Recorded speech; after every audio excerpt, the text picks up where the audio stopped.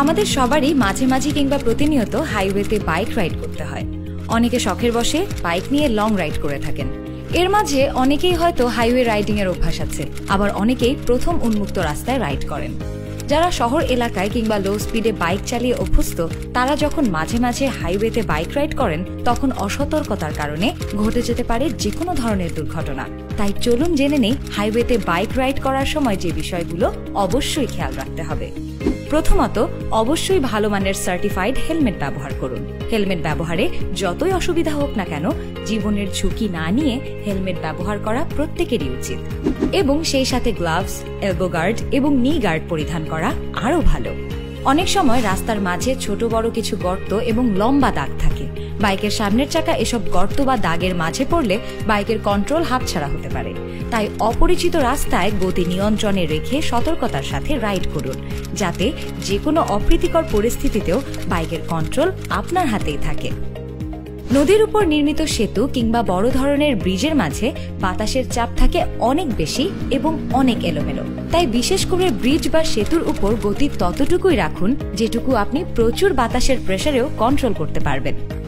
Blind spot বা অদৃশ্য অংশ সেই জায়গাগুলোকে বলে যেটি চালকের নিজ চোখে গাড়ির লুকিং মিররে দৃশ্যমান হয় না।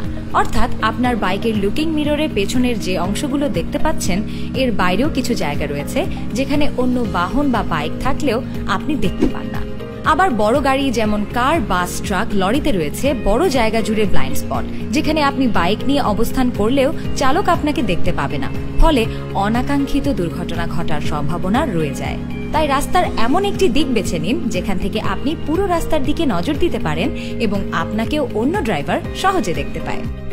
দিনের বেলায় আলোর স্বল্পতা থাকলে, অর্থাৎ কুয়াশাচ্ছন্ন বা মেঘলা দিনে হেডলাইট বা পার্কিং লাইট জ্বালিয়ে রাখুন। টার্ন নিতে চাইলে সিগন্যাল দিন এবং টার্ন নেওয়া হলে অবশ্যই সিগন্যাল লাইট অফ করুন, নইলে অন্য ড্রাইভার ভুল বুঝে দুর্ঘটনা ঘটতে পারে। সামনের কোনো গাড়ির ড্রাইভারের নজরে আসতে চাইলে হর্ন ব্যবহার করুন। হর্নের আওয়াজে কাজ না হলে হেডলাইট ব্লিঙ্ক করতে পারেন। যে কোনো যানবাহনের খুব কাছে যাবার চেষ্টা করবেন না। অন্য যানবাহন থেকে আপনার দূরত্ব যত বেশি হবে, রাইডিং হবে তত বেশি নিরাপদ। আপনি ভুল না করলেও অন্য ড্রাইভার ভুল করতেও পারে, তাই নিরাপদ দূরত্ব থেকে বাইক চালানোর চেষ্টা করুন। দূরপাল্লার বাস, ট্রাকের মতো যানবাহনের বাতাসের ধাক্কাতেও আপনার রাইডিং ব্যালেন্স নষ্ট হতে পারে। কোনো যানবাহন আপনাকে অতিক্রম করার সময় যানবাহনের দিকে না তাকিয়ে রাস্তার দিকে তাকিয়ে বাইক চালান। আপনি যেদিকে তাকাবেন সাধারণত সেদিকে আপনার বাইক যেতে চাইবে। উভয় মিররকেই সমান গুরুত্ব দিতে হবে। আমরা বাইকাররা সাধারণত ডান পাশের মিররকে বেশি গুরুত্ব দেই, ভেবে নেই পেছন থেকে তো গাড়ি আসবে ডান পাশ থেকে। অথচ কোনো অতিজ্ঞানী চালক আপনার বাম পাশ দিয়ে ঢুকে পড়লে আচমকা আপনাকে চমকে দিতে পারে। কোনো গাড়িকে ওভারটেক করার সময় উভয় মিররের প্রতি সজাগ দৃষ্টি রাখতে হবে। রাস্তার পাশে থাকা বড় বড় গাছপালার আলো ছায়ার কারণে অনেক সময় স্পিড ব্রেকার লক্ষ্য করা যায় না। তাই এরকম রাস্তায় থাকা অবস্থায় সতর্কভাবে রাস্তার স্পিড ব্রেকার কিংবা ভাঙা গর্ত লক্ষ্য করে বাইক চালান। এতে করে ঝুঁকির আশঙ্কা থাকবে অনেক কম। রাস্তার মাঝে থাকা টার্নিং পয়েন্ট মানে বাঁকগুলো দেখে চালান এবং বুঝে নিন কিভাবে সেই জায়গাটুকু আপনি রাইড করে পার হবেন। আপনার বাইকের সুবিধা এবং কার্যক্ষমতা বুঝে এসব টার্নিং পয়েন্টগুলোর মাঝে টার্নিং কিংবা কর্নারিং করুন। চাকার আকৃতির উপরেও নির্ভর করে আপনি কিভাবে এই ধরনের জায়গায় পার হবেন। যেমন ধরুন, এফজেড বাইকের চাকা একটু গোল আকৃতি হবার কারণে এটি দিয়ে পুরো কন্ট্রোলে আপনি ভালোভাবে টার্নিং কিংবা কর্নারিং করতে পারবেন। এই ব্যাপারে কিছু বিষয় আলাদাভাবে দেখুন। রাস্তাটি অমসৃণ কিংবা ভাঙাচোরা আছে কিনা, কর্নারিং করার জন্য রাস্তার বাঁকের প্রশস্ত কতটুকু, পিচ্ছিল কিংবা কর্দমাক্ত কিনা।